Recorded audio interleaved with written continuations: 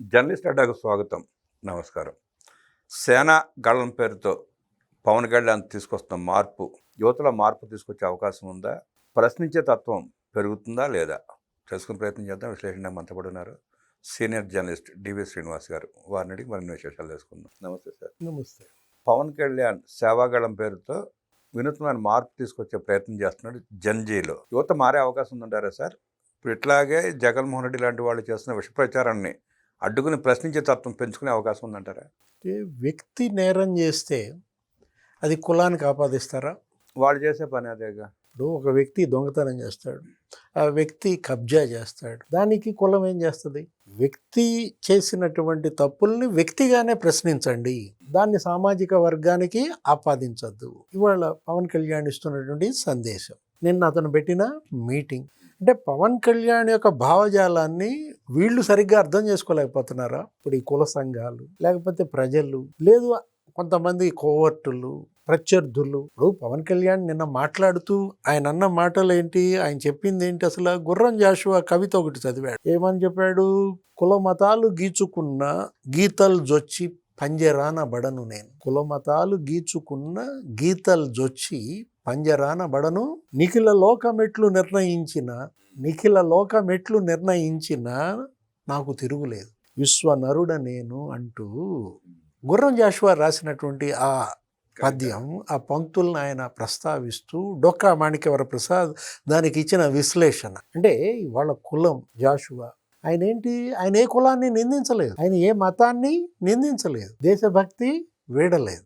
అదే కదా గుర్రం జాషువా తత్వం అంటూ ఆయన గబ్బిలం రాసిన, ఫిరదౌసి రాసిన తను చక్కగా వివరిస్తున్నాడు. తన క్యాడర్కి, తన యొక్క నాయకత్వానికి, ప్రత్యర్థులకి తిరుగులేని హెచ్చరిక చేశాడు.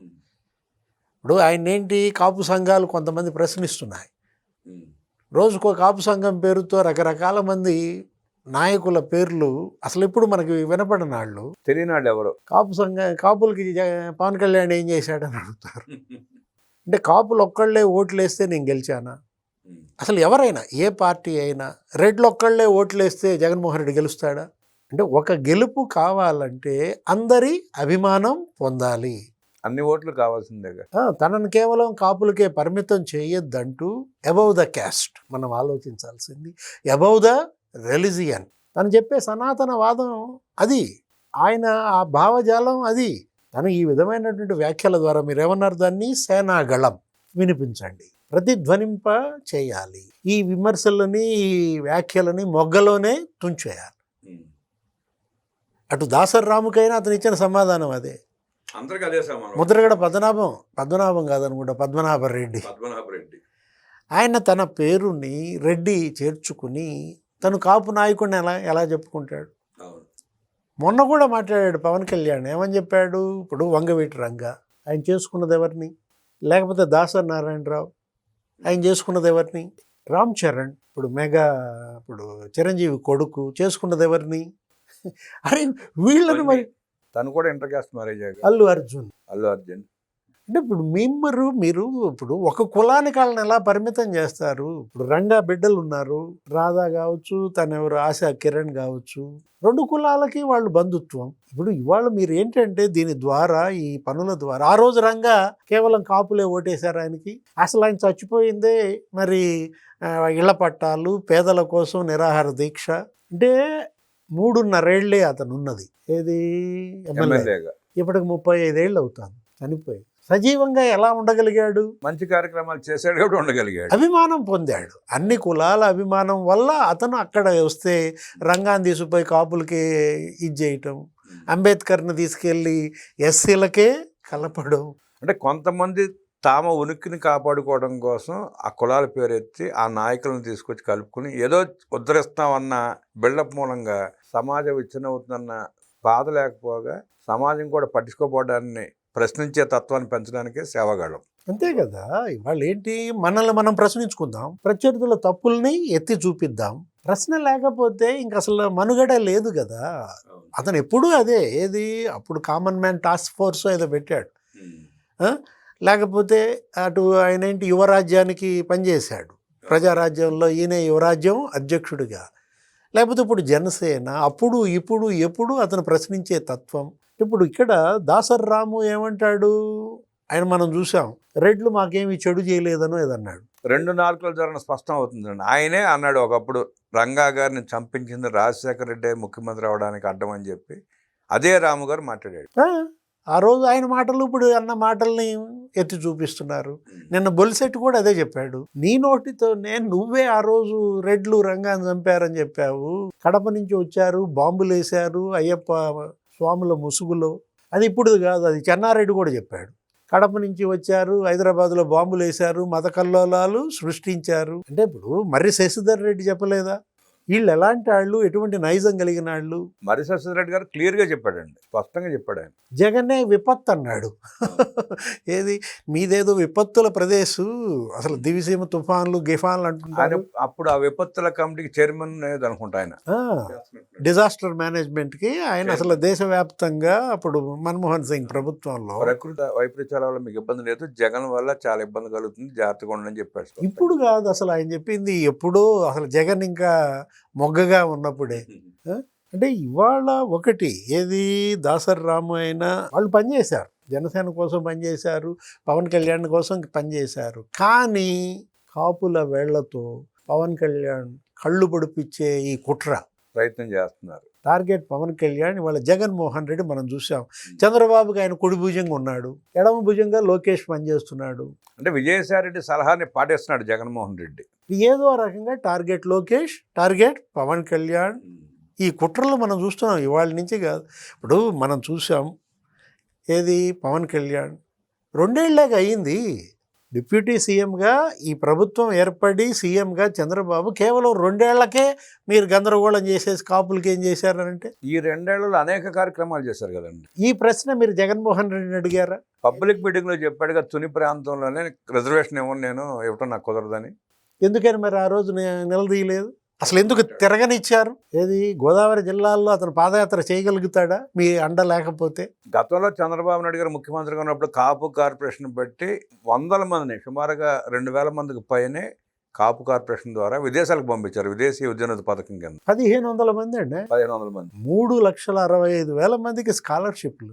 తర్వాత జగన్మోహన్ రెడ్డి వచ్చినాక ఆ కార్యక్రమాన్ని ఎత్తేసినప్పుడు ప్రశ్నించలే, ఎవరు మాట్లాడలా. అరే బిడ్డలు విదేశాల్లో కాపు బిడ్డలు సగం ఫీజు కట్టారు, సగం ఫీజు ఆపాడు. ఏం చేయాలి వాళ్ళు? వాళ్ళని ఒక రకంగా ఎంత టార్చర్ పెట్టారు ఆ కుటుంబాలని. మళ్ళీ కూటమి ప్రభుత్వం వచ్చిన తర్వాత మళ్ళీ ఇప్పుడు పేమెంట్ చేసుకుంటూ వస్తున్నారు ఒక్కోటి. ఇప్పుడు ఇక్కడ మనం ఒకటండి, పవన్ కళ్యాణ్ ఈ 2 ఏళ్ల పరిపాలన, పంచాయతీ రాజులో ఏమైనా తప్పులుంటే చెప్పండి, అటవీ శాఖలో ఏమైనా తప్పులుంటే చెప్పండి, పర్యావరణంలో ఏమైనా తప్పులుంటే నిలదీయండి. శాఖాపరమైన మనం చూసాం 20 అవార్డులు వచ్చినాయి అంట. 24 నెలల్లో ఒక పంచాయతీరాజ్ శాఖకి 1000 కిలోమీటర్లు రోడ్లు వేశారు. మినీ గోకులాలు తొట్టెలు, అసలు మామూలుగా ఎన్ని రకాలుగా ఇవాళ గ్రామాల్లో అభివృద్ధి పనులు జరుగుతున్నాయి. పల్లె పండుగ 1.0, పల్లె పండుగ 2.0. ఇప్పుడు కేవలం ఏంటంటే ఒకటేనండి, ఏది, కుంపు పెట్టాలా, కాపు టైగర్ అంబటి రాంబాబు. జగన్మోహన్ రెడ్డి గుంటూరు వెళ్ళి కాపులను అతను తిరుగుబోతులని, తాగుబోతులని. ఆనాడు మరి దాసరాము ఎక్కడున్నాడో ప్రశ్నించలేదు సార్. పేర్ని నాని ఎక్కడ, బందర్లో. పేర్ని నాని అంటే తీసేశారుగా, ఇప్పుడు సమాజాన్ని దూరంగా చేసి జగన్మోహన్ రెడ్డి ఇంటి కాపలా కుక్కని చేశారుగా. అతనే చెప్పుకున్నాడుగా, నేను జగన్ రెడ్డికి పాలేరుని కాపలా కుక్కని నన్ను ఎవరు కదపోద్దని చెప్పాడు స్పష్టంగా. అరే సొంత కులాన్ని బూతులు తిట్టడం, పచ్చి బూతులు అనమాట. అంటే వీళ్ళ కాపులు ఎవరు? కాపు కాసేవాడే కాపు. ఏది, సమాజానికి కాపు కాసేవాడే కాపు. కానీ ఆ పదానికే వీళ్ళు అర్థం మార్చేశారు. ఒక రక్షకులుగా మనం చూసాం. ఏంటి, అటు గ్రామానికైనా, ఇటు నియోజకవర్గానికైనా, రాష్ట్రానికైనా అద్భుతమైనటువంటి ఇమేజ్ ఉన్నటువంటి కులం, ఎంతో బాధ్యత కలిగినటువంటి వ్యక్తులు. ఇవాళ వీళ్ళ మీ నాయకులు. అంటే ఇప్పుడు నువ్వు పిఠాపురంలో పవన్ కళ్యాణ్ గెలిస్తే పేరు మార్చుకుంటానంటావా? అంటే ఒక కాపు గెలిస్తే పేరు మార్చుకునేవాడు కాపా? ఇంకా ఆయన ఇంకా కాపు కులానికి చేసింది ఏమీ లేదనుకోండి, చేయగలిగింది కూడా ఏమీ లేదు కదా. ఆ కులాన్ని, ఆ సామాజిక వర్గాన్ని అడ్డం పెట్టిన మాత్రం ఆయన ఎంపీ దాకా అయ్యాడు, లక్షల 1000 కోట్లు సంపాదించుకున్నాడు సార్. పవన్ కళ్యాణ్ ఏమన్నా తన ఛాంబర్ ముందు కాపులకు ప్రవేశం లేదు అని బోర్డు పెట్టాడా? ఆయన పెట్టాడుగా. ఎవరు? పద్మనాభం. ఆ రోజు పద్మనాభం బోర్డు పెట్టాడుగా, కాపులకు ప్రవేశం లేదని. అంటే ఇవాళ ఏంటంటే కులాన్ని వాడుకోవటం, వదిలేయటం కాదండి, యూజ్ అండ్ త్రో కాదు. ఇవాళ కులం కూడా మేల్కోవాలి. ఇప్పుడు కందుకూరులో ఏం జరిగింది? కందుకూరులో వాళ్ళిద్దరూ తెలుగుదేశమే, చచ్చినాడు తెలుగుదేశమే, చంపినాడు తెలుగుదేశమే, ఇద్దరు స్నేహితులు. డబ్బు ఏదో తగాదా, అప్పులు కుటుంబ ఇవ్వలేదు, తగాదండి అది. అప్పులు అన్నికంటే కుటుంబ తగాదాలో జరిగిన కార్యక్రమం ఏదో జరిగింది, చంపుకున్నారు. వ్యక్తుల మధ్య జరిగిన నేరానికి కులం ఏంటి? అది కదా ఇవాళ. మొన్న కూడా చూడండి సార్, ప్రెస్ క్లబ్లో, హైదరాబాద్ ప్రెస్ క్లబ్లో కూర్చుని అసలు ప్రొఫెసర్ నాగేశ్వర్ అన్నదేంటి, ఆయన ప్రశ్నించిందేంటి, దానికి వీళ్ళకి సంబంధం ఏంటి, వీళ్ళు దాన్ని తీసుకొచ్చి దాన్ని రేకెట్చే ప్రయత్నంలో కులాలు, మతాలు, ప్రాంతాలు, ఆడెవడు ఈడెవడు, అసలు ఆ భాష విన్నారా మీరు? అది ఆయన కులం తీసుకొస్తారు. అంటే విశ్లేషణ చేసేటప్పుడు విశ్లేషకులకి కులం ఉండదా అని ఏదో అన్నట్టున్నాడు పవన్ కళ్యాణ్ కూడా.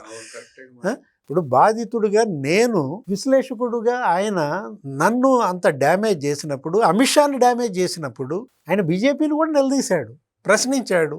ఏమని, మీ ఎంపీలను మీ ఎమ్మెల్యేలు అసలు ఎవరన్నా స్పందించారా అని అంటూ ఎవరిని వదిలేశాడు పవన్ కళ్యాణ్? ఎవరిని వదిలిపెట్టలే. తెలుగుదేశాన్ని ప్రశ్నించడా, ఎందుకు ప్రశ్నించడం? వైఎస్ఆర్ కాంగ్రెస్ పార్టీని ప్రశ్నించడా? అతనే చెప్పాడు మొన్న మధ్య, చంద్రబాబుతో కూడా నాకు విభేదాలు ఉన్నాయి, కానీ ఇవాళ ఆయనే అవసరం, ఈ రాష్ట్రానికి ఆయన నాయకత్వం అవసరం. 30 ఏళ్ళు ఇతను డ్యామేజ్ చేశాడు, వెనక్కి నెట్టాడు. మళ్ళా దీన్ని నిలబెట్టాలంటే నాకు అనుభవం లేదు, పరిపాలనపై పట్టు లేదు, ఇప్పుడు నా వల్ల పెట్టుబడులు రావు. అంటే లోకేష్ అయినా వాళ్ళ పవన్ కళ్యాణ్ అయినా ఆయన దగ్గర నేర్చుకుంటున్నారు, ఎదుగుతున్నారు. ఇంకా 20 ఏళ్ళు ఉంది. తనే ముందే చెప్పాడు ఏమని, నాతో పాటు 20 ఏళ్ళు ప్రయాణించే వాళ్ళే రండి, మిగతా వాళ్ళు నాకు వద్దన్నాడు. స్పష్టంగా చెప్పాడు పాపం ఆయన. ఇప్పుడు తెలంగాణ మీరే చెప్పారు, అసలు జర్నలిస్టు సంఘాలంట, ఎవరెవరో జర్నలిస్టులంట, అసలు ఆంధ్రాళ్ళని, లేకపోతే బూతులు, పచ్చి బూతులు. అసలు జర్నలిస్ట్ అనే వ్యక్తికి కులాలు ఉండవు, మతాలు ఉండవు, ప్రాంతాలు ఉండవు, రాష్ట్రాలు ఉండవు, భాష ఉండదు. ప్రతి దగ్గర జర్నలిస్ట్ అని అతను వెళ్ళి అక్కడ పరిశోధించి ప్రజల తరపున మాట్లాడే పరిస్థితి ఉండాలి. అలాంటిది ఇదేం జర్నలిస్టులు సార్? నవ్వుతున్నారు అందరూ జర్నలిస్టులు అని చెప్తుంటే. జర్నలిస్టులు ఇది కరెక్ట్ పదం. అజయ్ అనేది తీసేయండి. వాళ్ళు జర్నలిస్టులు కాదు, జర్నలిస్టులు అంటూ ఇక్కడ మనం చూసాం. ఆయన ఎవరు, ఒక ఆయన ఏపీ పోలీస్ కుత్తుకు మీద కాలేసి తొక్కుతా అంటున్నాడు. అంటే ఇప్పుడు యూపీ పోలీస్ లేకపోతే తెలంగాణ పోలీస్ విశాఖపట్నం రాలేదా? ఏజెన్సీ ఏరియాలో డ్రగ్స్ లేకపోతే గంజాయి, నల్గొండళ్ళు వస్తే ఫైరింగ్ తొక్కాడా? ఆ రోజు జగన్మోహన్ రెడ్డి ముఖ్యమంత్రిగా నల్గొండ పోలీస్ పైన అక్కడ ఏజెన్సీలో ఫైరింగ్ జరిపినప్పుడు, అంటే ఒకటండి, ఇక్కడ రఘురామకృష్ణరాజు ఆయన హైదరాబాద్లో ఉంటే ఏపీ పోలీసు వచ్చి ఎత్తుకుపోయినప్పుడు ఎక్కడున్నాడు యాదగిరి? ఆయన ఒక ఎంపీని ఇక్కడ మీ దగ్గర కిడ్నాప్ చేసి తీసుకుపోతుంటే కుతుకు మీద కాలేసి ఎందుకు తొక్కలేదు?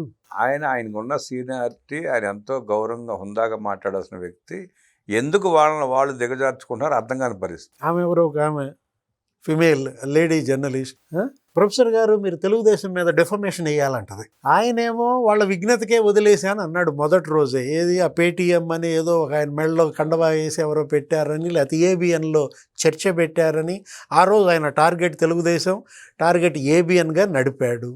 అదే యుద్ధం మీరు ప్రారంభించారు, నేను ముగిస్తాను అని అంటే చివరికి ఇదా ముగింపు? మళ్ళీ సజ్జల రామకృష్ణారెడ్డి స్క్రిప్ట్ లెక్క మోటార్లు పంపించగానే మళ్ళీ మారిపోయిందండి సీన్ అంతా. అసలు ఆమె అయితే how dare TDP to post that, how dare TDP to comment that అంటది. తెలుగుదేశం అంటే ఏంటి? అది వ్యవస్థ. ఇప్పుడు నేను అనొచ్చా హౌ డేర్ జగన్మోహన్ రెడ్డి అని? ఇప్పుడు జగన్మోహన్ రెడ్డి వ్యక్తి కాదు, అతను ఒక వ్యవస్థగా, అతను ఒక పార్టీగా. మన పరిమితులేంటి, మన పరిధులేంటి, ఆమె ఏంటి, అసలు ఆ మాటలు ఏంటి? అంటే వాళ్ళు అర్థం చేసుకోవాల్సింది ఏంటంటే, తెలుగుదేశం పుట్టింది తెలుగు ప్రజల కోసం, తెలుగువాడి ఆత్మగౌరవాన్ని ప్రపంచానికి చాటి, తెలుగువాడి ఉనికిని కాపాడిన తెలుగుదేశం పార్టీ గురించి మనం ఎట్లా మాట్లాడకూడదు అన్న జ్ఞానం వాళ్ళకు ఉండాలి సార్. ప్రొఫెసర్ డయాస్ మీద ఉంటే వీళ్ళంతా పచ్చి బూతులు అంటే అర్థం ఏంటి? ప్రొఫెసరే వాళ్ళతో బూతులు తిట్టిస్తున్నట్టేగా. అంతేగా, మరి ఆయన ప్రేరేపిత మీటింగే కదా. కనీసం నువ్వు ఖండించకపోవడం, ఇంకా మిమ్మల్ని మేధావిగా ఎవరు సమాజం పరిశీలిస్తుంది? నా కవిత మాట్లాడుతోంది, ఇప్పుడు మాట్లాడుతూ కవిత నేను అధికారంలోకి వస్తే విగ్రహాలు కూల్చేస్తానంట. అంటే వచ్చేది లేదుగా, ఎట్లాగూ అధికారంలో వచ్చే అవకాశం లేదు, లేనప్పుడు ఎన్నైనా మాట్లాడతారేముంది. విగ్రహాలు కూల్చడం కాదు, ముందు మీ అన్నయ్యని పేరు మార్చుకోమని. ఇది కూడా కరెక్టే. ఇప్పుడు ఎన్టీ రామారావు విగ్రహం కూల్చడం కాదు తమ్మా, తారక రామారావు అనే పేరు మార్చుకుంటాడా? మారిస్తే అప్పుడు బాగుంటుంది, మాట్లాడవచ్చు, మిగతా అన్నీ మాట్లాడుకోవచ్చు. పద్మనాభరెడ్డి లాగా తెచ్చుకోమని ఒక జీవు ఆయన కూడా తెచ్చుకున్నాడు కదా. ముద్రనాడు పద్మనాభం మాట నిలబెట్టుకున్నాడు. అతను ఎన్టీఆర్ విగ్రహాన్ని ఆవిష్కరించాడు. ఎవరు? తెలంగాణ సీఎం రేవంత్ రెడ్డి. తనేంటి అక్కడ ఆయన హామీ ఇచ్చాడు, అక్కడ ఏదో జూబ్లీ హిల్స్ ఆ ఎన్నికలో ఇస్తే ఆ హామీ కథను మరి నిలబెట్టుకోవడం కోసం కరెక్ట్గా సంవత్సరంలో కట్టారు, ఓపెన్ చేశారు. అది రాజకీయ లాభాల కోసం. ఎన్టీఆర్ మీద ప్రేమ రేవంత్కి పొంగిందా? సరే, ఆ రోజు ఆయన స్పష్టంగా చెప్పాడు, తెలంగాణ బడుగు బలహీన వర్గాల బతుకుల్ని గడీల చేతుల నుంచి విడిపించిన మహానుభావుడు ఆయనని చెప్పి అది వేరే విషయం. ఆయన ఏది స్పష్టంగా ప్రకటించి మాట్లాడి చెప్పే విగ్రహాన్ని ఆవిష్కరించాడు ఆయన. అలాంటి మహానుభావుని మనం గుర్తుంచుకోవాలంటే విగ్రహాలు పెట్టుకోవాలని చెప్పి స్పష్టత ఇచ్చాడు ఆయన. అతనుకున్న తెలివి మీకు ఎందుకు లేకుండా పోయింది? పిచ్చోడా రేవంత్ రెడ్డి. రేవంత్ రెడ్డి ఎంత తెలివిగలాడు కాకపోతే ఇందిరాగాంధీ, అంబేద్కర్, ఎన్టీఆర్ అన్నాడు. ఇవాళ ఒకటి అతను వాస్తవం చెప్పినా, లేదు తన రాజకీయ లాభాల కోసం చెప్పినా, ఇవాళ ఇందిరాగాంధీని నిందిస్తే మనకేమొస్తుంది? ఉన్నోట్లు పోతాయి. ఆ రోజు చంద్రబాబు ఏంటి, కోట్ల విజయభాస్కర్ రెడ్డి స్టేడియం, లేకపోతే జలగం వెంగళరావు పార్క్, మర్రి చెన్నారెడ్డి మానవ వనరుల అభివృద్ధి కేంద్రం, ఆ పేర్లు ఎందుకు పెట్టాడు? అక్కడ కదా ఆయన యొక్క విఘ్నత, వివేచన. ఇప్పుడు ఇవాళ రేవంత్ రెడ్డి ఎన్టీఆర్ విగ్రహం ఆవిష్కరించాడంటే మీరు పోటీ పడి మీరు ఆవిష్కరించుకోవాలి. అలా ఇప్పుడు ఈవిడ మాట్లాడినట్టు ఎన్నికలకు ముందు కేటీఆర్ తన అన్న మాట్లాడాక ఆ స్థితికి తీసుకొచ్చాడు పార్టీని. కేటీఆర్ పెట్టాడు అక్కడ విగ్రహం, అది కూల్చమని ముందు. ఏది ఇప్పుడు నీ అన్నల్ని ఆవిష్కరిస్తాడు, నువ్వు కూలుస్తావా? నేను అంటోంది అదే. రేవంత్ అన్నైనా లేకపోతే కేటీఆర్ అన్నైనా ఎన్టీఆర్ విగ్రహాలను ఆవిష్కరిస్తారు, ఈ వచ్చి కూల్చుద్దా? ఇక్కడ ఏంటంటే కేవలం విద్వేషాన్ని రగల్చి మళ్ళీ ఏదో లబ్ధి పొంది తెలంగాణ సెంటిమెంట్ రెచ్చగొట్టి ఆ మంటలో చలిగాసుకుందాం ప్రయత్నం చేస్తున్నారండి వీళ్ళంతా. అది పోయింది, అది కాలం చెల్లింది. రెండు రాష్ట్రాలు భౌతికంగా విడిపోయాం, మానసికంగా కలిసి ఉన్నాం. ఇక రాష్ట్ర విభజన జరిగింది. మీ రాష్ట్రం మీది, వాళ్ళ రాష్ట్రం వాళ్ళది. ఆ రోజు ఏపీ పోలీస్ సాగర్ మీదకి వచ్చినప్పుడు ఈ యాదగిరి ఎక్కడున్నాడు? ఆ రోజు మరి ఏ గడిలో కూర్చున్నాడు తెలియదు, ఆయన గుర్తులేదేం పాపం. ఇప్పుడు ఆ రోజు ఏపీ పోలీసుని జగన్మోహన్ రెడ్డి సాగర్ మీదకు తోలినప్పుడు మరి ఎందుకని కుత్తుకు మీద కాలేదు, తొక్కలేదు? వీళ్ళు ఏంటంటే పవన్ కళ్యాణ్ గారు రేపు మీటింగ్ ఉంది సార్, ఇక్కడ సేనాగళం పెట్టాడు ఆయన. పవన్ కళ్యాణ్ని రెచ్చగొడితే రాష్ట్రం రాజకీయం ఎలా ఉంటుందో అనే ఊహ కూడా వీళ్ళు ఊహించుకోకుండా, ఆలోచించుకోకుండా రెచ్చగొడుతున్నారు వీళ్ళు. ప్రధాని మోడీ వచ్చాడండి, ఆయన ఆపరేషన్ చేయించుకుని ఉన్నాడు. పవన్ కళ్యాణ్ ఇంటికి వెళ్ళి పరామర్శించాడు డిప్యూటీ సీఎం. గమ్మత్తుగా అదే రోజు సీఎం చంద్రబాబు కూడా హైదరాబాద్లో ఉన్నారు. అదేదో డీలిమిటేషన్స్, ఏదో పునర్విభజన, దానిపైన అసలు దేశము ఆ రాజకీయం మాట్లాడుకోవటానికి ఆయన చంద్రబాబు ఇంటికి వెళ్ళాడు. అది బాధగా ఉంది వీళ్ళకి. కంగారు పడిపోయా, బేజారెత్తిపోతున్నారు. అంటే చంద్రబాబుని కలిశాడు, పవన్ కళ్యాణ్ కలిశాడు మోడీ, ఇక్కడ మళ్ళా ఎన్డీఏ వస్తుంది, బీజేపీ, తెలుగుదేశం, జనసేన మళ్ళా ఇవాళ ఇక్కడ ఒక దృఢంగా మారుతున్నాయి. ఇక తెలంగాణ కూడా డబుల్ ఇంజన్ సర్కార్ అన్న భయమా? అదే ఇప్పుడు బీఆర్ఎస్కి 10 ఏళ్ళు ఇచ్చారు, మరి రేవంత్ రెడ్డికి కూడా ఒక 5 ఏళ్ళు ఇచ్చారు, బీజేపీకి కూడా మళ్ళా 5 ఏళ్ళు అడుగుతారు. అంటే మేమే కదా మరి తెలంగాణ ఇచ్చింది, మరి ఆ రోజు తెచ్చింది. ఇప్పుడు అమ్మ సోనియా అన్నారు, చిన్నమ్మ సుష్మా స్వరాజ్. ఎట్టి పరిస్థితుల్లో తెలంగాణ ప్రజలు బీజేపీకి కూడా ఒక అవకాశం ఇవ్వాలి. అంటే రొటేషన్ పెట్టుకున్నారు వాళ్ళు. కేసీఆర్కి 10 ఏళ్ళు ఇచ్చారు, రేవంత్కి 5 ఏళ్ళు ఇచ్చారు, కాబట్టి ఈ టర్మ్ బీజేపీకి ఇస్తారు. అదా ఆ భయం కనపడుతోంది ఇవాళ. ఏది, 2 జాతీయ పార్టీలు తెలంగాణని ఇవాళ చెరుసగం పంచుకున్నాయి. వాళ్ళు 8 ఎంపీలు, వీళ్ళు 8 ఎంపీలు, మీరు 3వ ప్లేస్కి వెళ్ళిపోయారు. అంటే వీళ్ళు రాజకీయ పోరాటం చేసి వాళ్ళు ఏం చేశారో చెప్పుకుని ప్రజల మనసులకు గెలుచుకోవాలి, కానీ ఇలా ప్రాంతీయ విషయాలు, మతాలు రెచ్చగొడితే ఉపయోగం సార్. ప్రజలు వాళ్ళ అమాయకులేం కాదు. జన్ ఆల్ఫా అని చెప్పి ప్రపంచంతో కోడేకి వస్తూ ఉంది. 20 లక్షల మంది సాఫ్ట్వేర్లు ఉన్నారు వాళ్ళు హైదరాబాద్లో. అన్ని దృష్టిలో పెట్టుకోకుండా ఇంకా పాత చింతకాయ పచ్చడి రాజకీయాలు చేసి గడీల్లో వాళ్ళు చేసినట్టు చేద్దాం అనుకుంటే ప్రజలు భరించే పరిస్థితి ఉందంటారా? మళ్ళా మిలీనియం మార్చ్ కవిత పోయినసారి అక్కడ హుస్సేన్ సాగరా, మిలీనియం మార్చ్ ఇప్పుడు జూబ్లీ హిల్స్లో చేసుద్దా మిలీనియం మార్చ్? నువ్వు ముందు మీ నాన్నమే చేయమ్మా మార్చి, లేకపోతే మీ అన్నమే చేయి. ముందు వాళ్ళ మీద మార్చేసి తర్వాత ఆ తీహార్ జైలు కేసు ఏంటో తేల్చుకుని అప్పుడు పబ్లిక్లోకి వచ్చి మాట్లాడితే విశ్వసనీయత ఉంటుంది, కానీ ఇప్పుడు ఎన్ని మాట్లాడితే ఉపయోగం ఉందని. పవన్ కళ్యాణ్ సేనాగళం ప్రారంభించడం యువతకు మంచిదని, పవన్ కళ్యాణ్ రెచ్చగొడితే రేపు జరగబోయే తెలంగాణ రాజకీయాల్లో అనేక పెనుమార్పులు వచ్చే అవకాశం ఉందంటూ విశ్లేషించిన డివి శ్రీనివాస్ గారికి ధన్యవాదాలు తెలియజేస్తూ నమస్కారం.